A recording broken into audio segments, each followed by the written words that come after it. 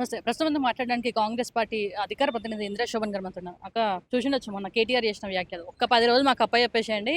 కాళేశ్వరం తెలంగాణకు మొత్తం నీళ్ళు పారిస్తాం అంటున్నారు. అంటే మీకు చేత కాలేదు అంటుర్రు ఇండైరెక్ట్. అదే అంటున్నప్పుడు కేటీఆర్ చదువుకున్న మూర్ఖులు లెక్క బిహేవ్ చేస్తున్నాడు. సో ఒక ఇల్లు కట్టినప్పుడే ఆ ఇంటికి బునాది ఎలా ఉండాలి, అది ఎంత స్ట్రాంగ్గా ఉండాలి, మనం ఎన్ని ఫ్లోర్లు వేస్తామో దాన్ని బట్టి కింద బునాదిని అనేది మనం స్ట్రక్చర్ చేసుకుంటాం.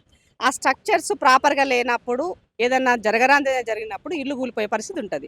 మరి 1,47,000 కోట్ల రూపాయలు తెలంగాణ రాష్ట్ర ప్రజల సొమ్మును అందులో పెట్టి నువ్వు ప్రాజెక్ట్ డిజైన్ చేసినప్పుడు మరి ఆ డిజైన్లో లోపం అయి ఉండొచ్చు, కన్స్ట్రక్షన్ లోపం అయి ఉండొచ్చు, దాని మెయింటెనెన్స్ లోపం అయి ఉండొచ్చు. వీటన్నింటి రూపేణా ఎన్ఎస్డిఏ రిపోర్ట్ ఇచ్చింది కదా, కాగ్ రిపోర్ట్ ఇచ్చింది కదా. అక్కడ పనిచేసినటువంటి ఆఫీసర్ కూడా వాళ్ళకి లేఖ రాశాడు కదా, అతని పైన మీరు కూడా కేసు పెట్టారు కదా. మరి ఇవన్నీ కనబడుతూ ఉన్నప్పుడు మళ్ళీ ఎందుకు కళ్ళు మూసుకొని పిల్లి పాలు తాగినట్టుగా నేను బాగా చక్క సంసార లెక్కనే ఉన్నా కానీ నన్ను ఈ బజార్లో ఇంత బద్నాం చేస్తున్న విధంగా మాట్లాడుతున్నటువంటి కేటీఆర్కి నువ్వు చేసిన తప్పులను సమర్థించుకుంటే మీకు సిగ్గు అనిపిస్తలేదని అడుగుతున్నాం. సో ఇవాళ మేము మాట్లాడితే ప్రతిపక్షంలో ఉన్నాడని మాట్లాడితే మమ్మల్ని బుకాయించారు. ఇవాళ గవర్నమెంట్ సంస్థలే రిపోర్ట్ చేస్తాయి, కమిషన్ కూడా రిపోర్ట్ చేసింది. వీటన్నింటినీ తప్పు పడుతున్నావు అని అంటే నీ యొక్క తెలివి, నీ సోయి, నీ నాలెడ్జ్ ఏందనేది కనిపిస్తుంది. ఎంతసేపు ఆ సీటు కనబడుతుంది, ఆ కుర్చీలు ఎట్లా కూర్చోవాలి, రేవంత్ రెడ్డి గారిని తప్పించి దబ్బున ఎట్లా కూర్చోవాలి, కుర్చీలు ఆట ఆడతాం కదా మనం చిన్నపొరలు ఉన్నప్పుడు, అట్లా ఆ కుర్చీలు ఎట్లా కూర్చోవాలన్న ఆలోచన ఉంది కేటీఆర్కి తప్ప ఆ కుర్చీ కోసం ఎంత కష్టపడాలి, ప్రజలతో నా మనసుని ఎంత నెప్పుకోవాలి, దాచుకొని దొబ్బి తిన్నటువంటి మిమ్మల్ని రాష్ట్ర ప్రజలు నమ్మే పరిస్థితి లేదు కదా. సంబంధించి మీరు ఏం ఆలోచిస్తలేరు అని కూడా అంటారు కదా. నేను ఒకటే అడుగుతున్నా, కాళేశ్వరానికి సంబంధించి 4 పిల్లర్లు కూలుతాయి. 4 పిల్లర్లు కూలితే దానికి ఏం ప్రాబ్లం అని అడుగుతున్నారు మీరు. ఒక మనిషికి నీ వెన్నుపూసలో ఉన్నటువంటి ఒక్క ఎముక విరిగితే దాని ఎన్నోటువంటి ఇమ్మీడియట్ ఎముక అన్నది దానికి సపోర్టివ్ తగ్గినప్పుడు అది ఏమవుతుంది, లోపలికి ఇలా అవుతుంది కదా. అది కూడా అంతే కదా. బ్రిడ్జ్ కట్టినప్పుడు ఆ బ్రిడ్జ్కి సంబంధించినటువంటి పిల్లర్లు ఒకదానికొకటి ఒక్కటి డిస్టర్బ్ అయినా కూడా దానిపైన ఎఫెక్ట్ పడుతుంది. ఈ పిల్లర్ ఇలా ఉన్నప్పుడు ఆ పిల్లర్ పైన ఒకదానికొకటి పిల్లర్లు 19 పిల్లర్లు స్ట్రైట్గా ఒకదాని వరుసలో ఉన్నప్పుడు ఒక పిల్లర్కి సంబంధించిన పైన ఉన్నటువంటి గేట్లను ఒకదానికొకటి అటాచ్ అయి ఉంటాయి. ఎప్పుడైతే పిల్లర్ లోకల్కి దాదాపుగా 1.19 సెంటీమీటర్స్ కిందికి కుంగినప్పుడు ఆటోమేటిక్గా పైన ఉన్నటువంటి గేట్లు కూడా డిస్టర్బ్ అవుతాయి. డిస్టర్బ్ అయినప్పుడు మొత్తం ఒకదానిపైన ఇట్లా ఒరిగిపోయి ఉంటుంది కదా. మరి అప్పుడు డిస్టర్బ్ అయినప్పుడు కుంగిపోయినప్పుడు కింద ఉన్నటువంటి ఆ పిల్లర్ కింద ఉన్నటువంటి శాండ్లో ఉన్నటువంటి ఏవైతే ఇసుకరాలు ఏవైతే ఉంటాయో అవి కోసి నీళ్ళు వచ్చినప్పుడు ఆ తాగిడికి కొట్టుకొని ఇంకా కిందికి వెళ్ళిపోతుంది. మరి అలాంటప్పుడు ఎట్లా నిలబడుతుంది? తెలివి ఉన్నదా లేదా, మీకు మైండ్ ఉన్నదా, పనిచేస్తుంది అసలు?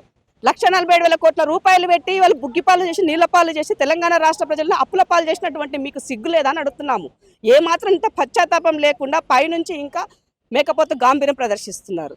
అసలు ఆ రోజు ప్రాజెక్ట్ వయబిలిటీ లేదని చెప్తున్నారు. వయబిలిటీ లేని దగ్గర నువ్వు ప్రాజెక్టు కట్టినావు. కన్నపల్లి పంప్ హౌస్ గురించి పోయి మొన్న డ్రామాలు ఆడినావు. ఎందుకు ఆ డ్రామాలు? మరి ఎందుకో డిలీట్ చేసినాడు. ఎందుకు డిలీట్ చేసినావు? మేము ప్రపంచంలోనే ఎవరు చేయలేనటువంటి ఎత్తిపోతల పథకం సంబంధించిన కాళేశ్వరం బ్రహ్మాండమైంది కట్టినామని అమెరికాకి వెళ్ళి యూనివర్సిటీలో నీవు దానిని ప్రోమో చేసినటువంటి నీవు ఇమ్మీడియట్గా అది కుంగిపోగానే ఆ వీడియో ఎందుకు డిలీట్ అయ్యిందని అడుగుతున్నాం మేము. సిగ్గులేదా మీకు? అది బాగా బ్రహ్మాండంగా చేస్తే వీడియో లైవ్లో ఉండాలి కదా, ఎందుకు డిలీట్ చేసినామని అడుగుతున్నాం. సో పూర్తిగా అవగాహన రాహిత్యంతో ఇవాళ కేటీఆర్ మాట్లాడుతున్నారు.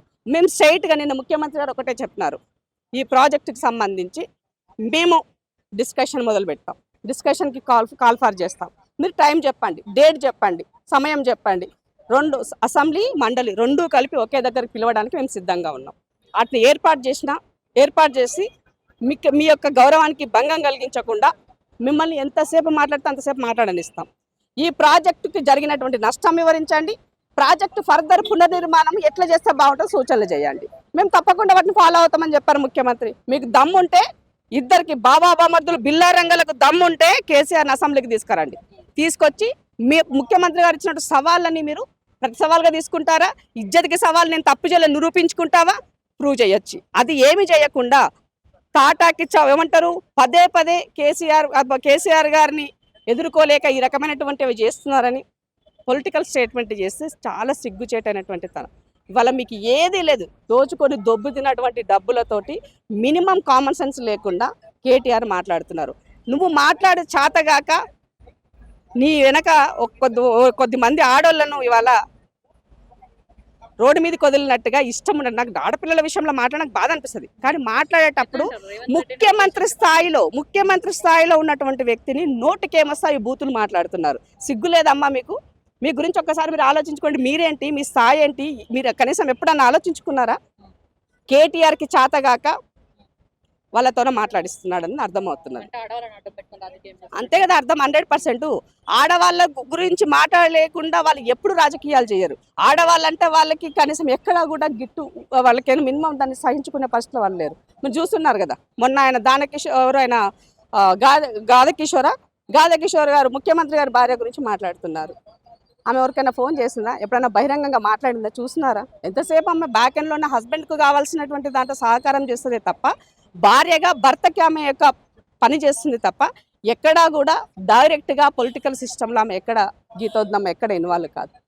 దాన్ని కూడా రాజకీయంగా మాట్లాడుతున్నావు. సిగ్గులేదా మీకు ఆ మాజీ ఎమ్మెల్యేకి? అట్లాగే నిన్న ఇంకొక ఆయన మాట్లాడతాడు మహిళల గురించి, కుత్బుల్లాపూర్ ఎమ్మెల్యే. సీతకు సంబంధించి అంటే ఏదో జీవోకి మెమోకి తేడా లేకుండా రాజకీయం మాట్లాడేటువంటి నువ్వు ఎట్లా ఎమ్మెల్యే అయినావయ్యా? ఎట్లా నువ్వు డిప్యూటీ ఫ్లోర్ లీడర్ అయినావు? ఫస్ట్ అది తెలుసుకో. సోయి లేకుండా ఎంతసేపు ఆడోళ్ళ గురించి మాట్లాడాలి, ఆడోళ్ళు ఎదగకూడదు, ఆడోళ్ళు రాజకీయాల్లో ఉండకూడదు. సో సీతక్క గురించి మాట్లాడే నైతిక హక్కు నీకున్నదా? దానికి మంత్రికి ఏం సంబంధం? మంత్రి సంతకం పెట్టిందా దానిపైన? చూపి నీ దగ్గర ఉన్న మెమోలో.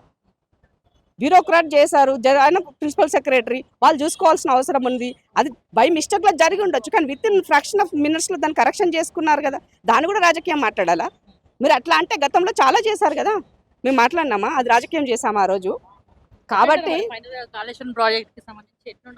100% ఇవాళ మాట్లాడేటువంటి వాటికి మేము ఇచ్చినటువంటి సవాల్కి నువ్వు సిద్ధమైతే మేము సిద్ధమని చెప్తున్నాం. నువ్వు ఇచ్చిన సవాల్ ఏంటి? నీ బీఆర్ఎస్ భవన్కి వస్తామా నీ సవాల్ విసిరితే? ప్రజాభవన్ కాదు, ఇప్పుడు ఇవాళ అమరవీరుల స్తూపం ఉన్నది, అమరవీరుల స్తూపం సాక్షిగా వచ్చి నువ్వు ఏదైనా తీసుకొని సవాలు విసిరితే అది ఎవరికైనా చూసేటోడికైనా సమాజానికైనా అది ఉంటుంది కదా. ఎవరు ఆయనకైనా ఇప్పుడు వాళ్ళలాగా గతంలో ఏదైనా ప్రొటెస్ట్ చేస్తారు అని చెప్పగానే ఇంటి ముందే పోలీసు వాళ్ళు వచ్చి ఇండ్ల కాడ ఉండేసి లేనటువంటి సెక్షన్లు 35 మేము ఏనాడు ఇంప్లిమెంట్ చేయాలి. ఆ స్వేచ్ఛ ఇస్తున్నాం. ప్రొటెస్ట్ చేసే వాళ్ళకి ప్రొటెస్ట్ చేసుకోండి అని చెప్తున్నాం. మన నిరుద్యోగులు ప్రొటెస్ట్ చేస్తారు, వాళ్ళకి స్వేచ్ఛను ఇచ్చాం కదా, చేశారు కదా, ఏం అరెస్ట్ చేయలే కదా. రాజకీయ డ్రామాలు ఆడేటోడికి డెఫినెట్గా వాళ్ళు ఏ రకంగా చేస్తే అదే స్థాయిలో వాళ్ళకి ధీటుగా సమాధానం చెప్తాం. ఫస్ట్ అది తెలుసుకో. సోయి లేకుండా ఎంతసేపు ఆడోళ్ళ గురించి మాట్లాడాలి, ఆడోళ్ళు ఎదగకూడదు, ఆడోళ్ళు రాజకీయాల్లో ఉండకూడదు. సో సీతక్క గురించి మాట్లాడే నైతిక హక్కు నీకున్నదా? దానికి మంత్రికి ఏం సంబంధం? మంత్రి సంతకం పెట్టిందా దానిపైన? చూపి నీ దగ్గర ఉన్న మెమోలో. బ్యూరోక్రాట్ చేశారు, ఆయన ప్రిన్సిపల్ సెక్రటరీ, వాళ్ళు చూసుకోవాల్సిన అవసరం ఉంది. అది బై మిస్టేక్లో జరిగి ఉండొచ్చు, కానీ విత్ ఇన్ ఫ్రాక్షన్ ఆఫ్ మినిట్స్లో దాన్ని కరెక్షన్ చేసుకున్నారు కదా. దాన్ని కూడా రాజకీయం మాట్లాడాలా మీరు? అట్లా అంటే గతంలో చాలా చేశారు కదా, మేము మాట్లాడినాం.